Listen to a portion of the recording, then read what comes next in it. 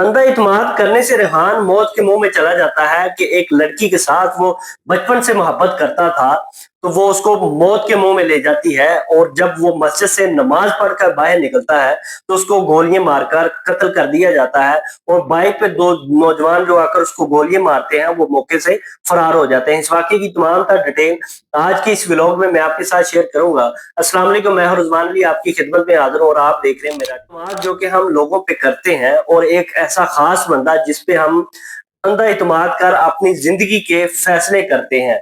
और जब रेहान छोटा था, उसकी बचपन की मोहब्बत, जिस लड़की के साथ वो मोहब्बत करता था, उसके घर वाले उसकी शादी आगे किसी और के साथ कर देते हैं।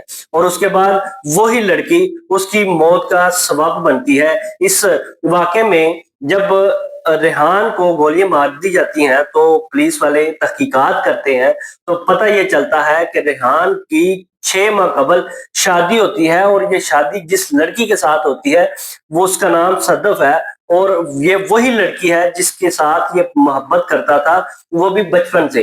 अब जब ये वाकया पेश आता है तो पुलिस वाले तहकीकात करते हैं और घर वालों से बयान लिए जाते हैं, तो घर वाले कहते हैं कि इस लड़की के साथ बचपन से मोहब्बत करता था, इस वजह से हमने इसके साथ शादी कर दी। अब जब इसके साथ शादी हो जाती है और पता ये चलता है कि ये लड़की पहले से शादीशुदा थी और एक इसका बेटा, पहले शोहर से ये तलाक लेकर रेहान से शादी। रेहान वल्द गुलाम मोहम्मद जिसकी उम्र 32 साल है, वो अपनी मोहब्बत, बचपन की मोहब्बत पाने के चक्करों में मौत के मुंह चला जाता है। और जब तहकीकात हो जाती हैं तो पता ये चलता है कि जो दो लड़के आते हैं इसको गोलियां मारने के लिए, उसमें एक शिराज नामी लड़का था। अब जब इसकी शादी पहले शोहर जिसका नाम फैसल है उसके साथ होती है, तो ये शिराज के साथ राब्ते में थी।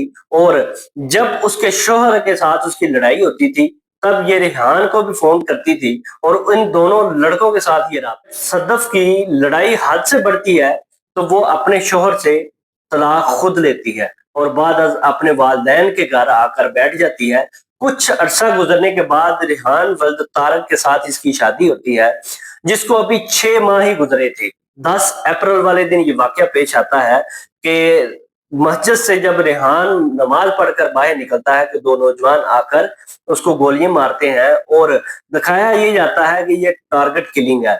और उसके बाद जो लड़के थे वो वहां से फरार हो जाते हैं। और पुलिस की तहकीकात के मुताबिक जब वो उसके घर वालों से बयान लेते हैं और उसकी बीवी से बयान लेते हैं और उसका सीडीआर निकाला जाता है, तो पता ये चलता है कि ये जो शिराज नामी लड़का है जिसके साथ रेहान के साथ शादी करवाने के बाद भी ये राब्ते में है, और इनका आपस में तल्लक क्या था। अब इसके साथ उसका दोस्ती और मोहब्बत अक्सर वक़ात वो दोनों मिलते भी थे। अब रेहान के साथ जब उसकी शादी होती है वो बार-बार इस चीज़ से उसको मना करता था कि आप ऐसा काम ना करो, आप जो है शिराज के साथ राब्ते में ना रहो। अब शिराज ने इसको रास्ते से हटाने के लिए, रेहान को रास्ते से हटाने के लिए इसको मस्जिद से जब वो बाहर निकलता है तो इसको गोली मारकर इस दुनिया से वो रुखसत कर देते हैं। और ड्रामा ये रचाया जाता है कि ये टारगेट किलिंग है, इसके पीछे किसी का कोई हाथ नहीं है। जब तहकीकात पूरी हो जाती है तो पता ये चलता है कि ये वही शराज था जो कि इसकी पहली शादी में भी शामिल था और रेहान की साथ जब शादी होती है तब भी उसके साथ शामिल था।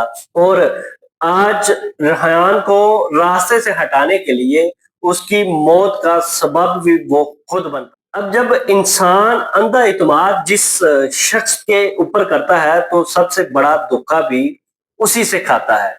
इस तरह के व्लॉग देखने के लिए मेरे चैनल को सब्सक्राइब करें। अल्लाह हाफिज।